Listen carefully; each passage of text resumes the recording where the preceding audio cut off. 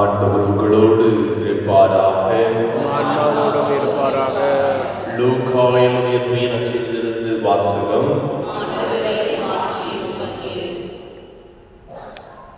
அக்காலத்தில் இயேசு தம் சீடரை நோக்கி கூறியது: மானிட மகன் பலவாறு துன்பப்படவும் மூப்பர்கள், தலைமை குருக்கள், மறைநூல் அறிஞர் ஆகியோரால் உதறி தள்ளப்பட்டு கொலை செய்யப்படவும் மூன்றாம் நாளில் உயிருடன் எழுப்பப்படவும் வேண்டும் என்று சொன்னார்.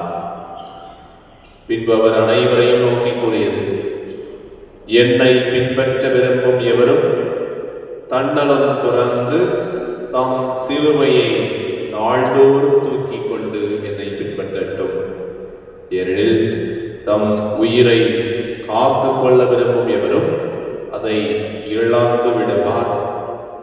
என் பொருட்டு தம் உயிரை இழக்கும் எவரும் அதை காத்து கொள்வார்.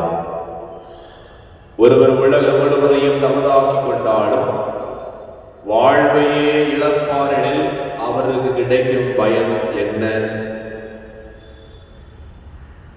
ஆண்டவரின் அருள்வாக்கு.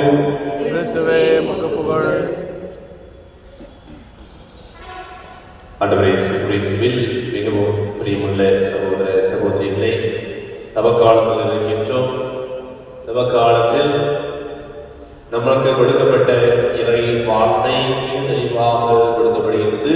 இந்த வாழ்வில் எவ்வாறு நாம் இந்த உலகத்தில் நம்முடைய குடும்பத்தில் வாழ வேண்டும் என்பதை மிக தெளிவாக நமக்கு எடுத்துரைக்கின்றது.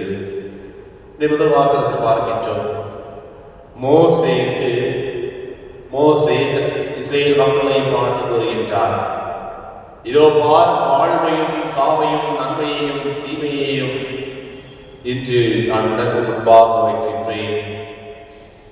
இதே வார்த்தைதான் இறை வார்த்தை வழியாக தான் தெரிந்து கொண்ட மக்களுக்கு உங்கள் ஒவ்வொருவருக்கும் இணக்கம் தேர்த்து சொல்கிறது. நம்முடைய வாழ்வுக்கு முன்பாக, நம்முடைய கண்களுக்கு முன்பாக நன்மை தீமை சாவு வாழ்வு அனைத்தும் நமக்கு முன்பாக இருக்கின்றது. எதை நாம் தேர்ந்து கொள்ளுகின்றோமோ அதுவாக நாம் வாழுகின்றோம். அதுவே நமக்கு கொடுக்கப்படுகின்ற ஆசீர்வாதமாக இருக்கின்றது என்பது தான் கூறுகின்றார். காலத்தில் நாம் எதை தேர்ந்து கொள்ள ஆசைப்படுகின்றோம் சற்று நம்மை நாமே சோதித்து பார்ப்போம். அதோடு மட்டுமல்லாமல் நாம் தவறானதை அல்லது தீமையான இடத்தை நாம் தெரிந்து கொண்டால் நாம் அழிந்து போவோம். அதுவும் மிகவும் தெளிவாக கூறப்படுகின்றது. அதோடு மட்டுமல்லாமல் இணைச்சட்டம் 30வது அதிகாரம் 19வது வசனத்தில் இவ்வாறு கூறப்படுகின்றது: உன்மேல் இன்று நான் விண்ணையும் மண்ணையும் சான்றாக அழைத்து வாழ்வையும் சாவையும் ஆசியையும் தாபத்தையும் உனக்கு முன்வைக்கின்றேன். நீயும் உன் வழித்தோன்றலும் வாழும் பொருட்டு வாழ்வை தெரிந்து கொள். அழிவை அல்ல, வாழ்வை தெரிந்து கொள்ள நாம் ஒவ்வொருவருமே அழைக்கப்பட்டு இருக்கின்றோம்.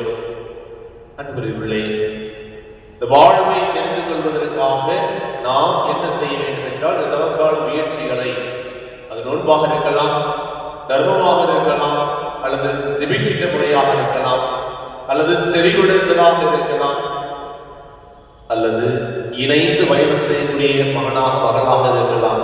எதை நாம் தெரிந்து கொண்டு இந்த தவக்காலத்தில் கடவுளோடு இணைந்து வருகின்றோமா? நம்முடைய நோக்கத்தை சரியாக செய்கின்றோமா? நம்மை நாமே சொல்லித்து பார்ப்போம். திருப்பாடல் 2வது அதிகாரம் 40வது வசனத்தில் கூறப்படுவது போல, ஆண்டவர் மீது நம்பிக்கை கொண்டோரே பேறு பெற்றோர்.